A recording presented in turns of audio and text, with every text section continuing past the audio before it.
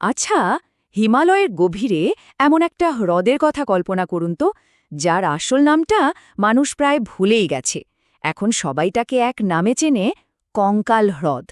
চলুন আজ সেই হ্রদের রহস্যময় জগতে ডুব দেওয়া যাক। ভাবা যায়, প্রায় ১৬,০০০ ফুট উঁচুতে জায়গাটা এতটাই দুর্গম যে বছরের বেশিরভাগ সময় বরফের কারণে সেখানে পৌঁছানো প্রায় অসম্ভব। কিন্তু আসল রহস্যটা এই উচ্চতায় নয়, বরং এর হিমশীতল জলের গভীরে লুকিয়ে আছে। বাইরে থেকে দেখতে শান্ত, স্থির এই হ্রদ, কিন্তু এর জলের নিচে যা লুকিয়ে আছে তা যে কোনো দুঃস্বপ্নের চেয়েও বেশি গা ছমছমে। হ্যাঁ, ঠিকই শুনছেন, শত শত মানুষের কঙ্কাল।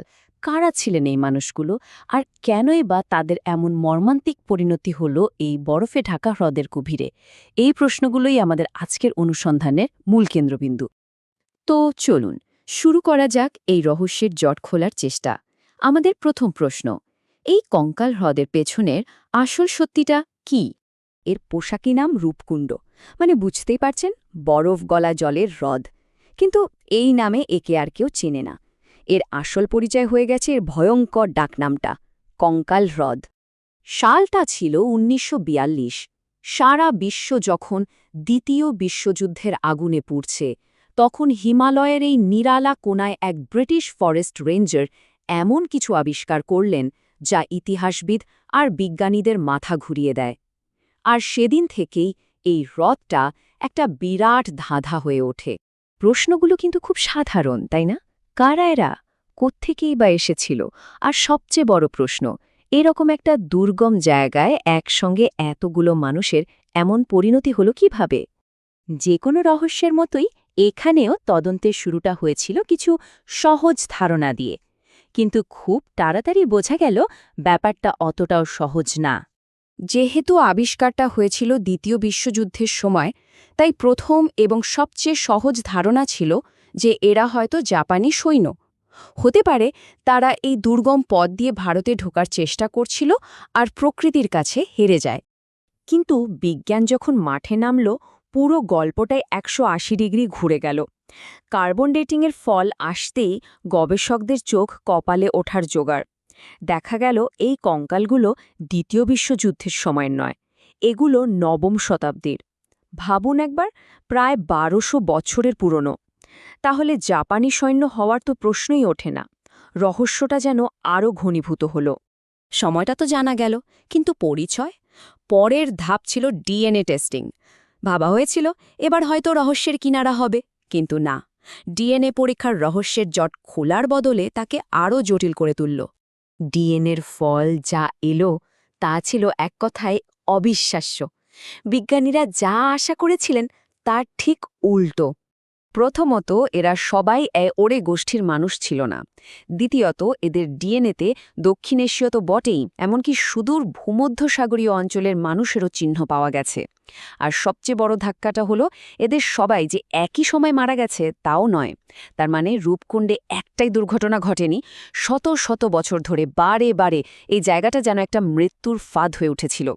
বিজ্ঞান যখন একটা জায়গায় এসে থমকে গেল, তখন গল্পের মোড় ঘুরল অন্যদিকে।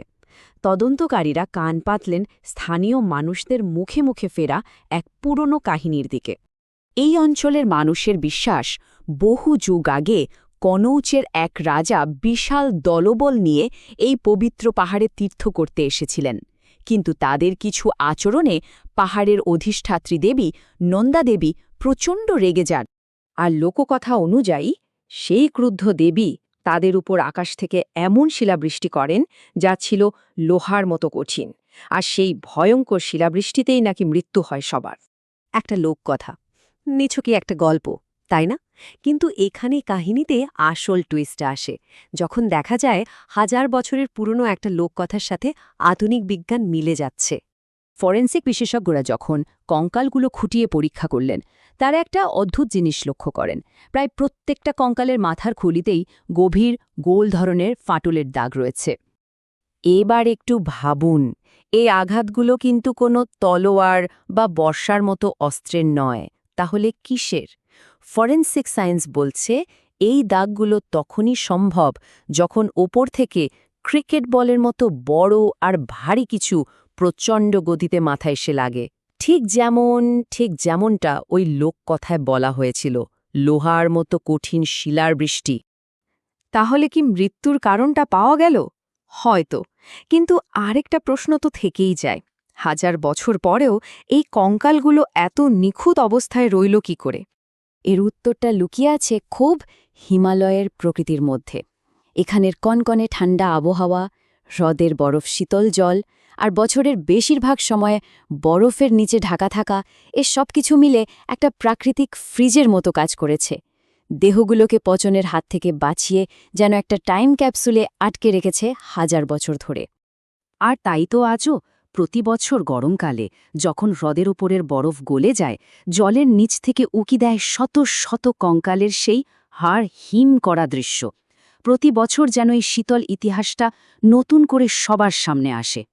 রূপকুণ্ডের এই গল্পটা আমাদের একটা কথাই মনে করিয়ে দেয়, কে জানে এই পৃথিবীর বুকে আরও কত এমন রহস্য সময়ের বরফে চাপা পড়ে আছে, শুধু অপেক্ষা করছে একটা কিংবদন্তির, যা একদিন বিজ্ঞানের হাত ধরে সত্যি হয়ে উঠবে।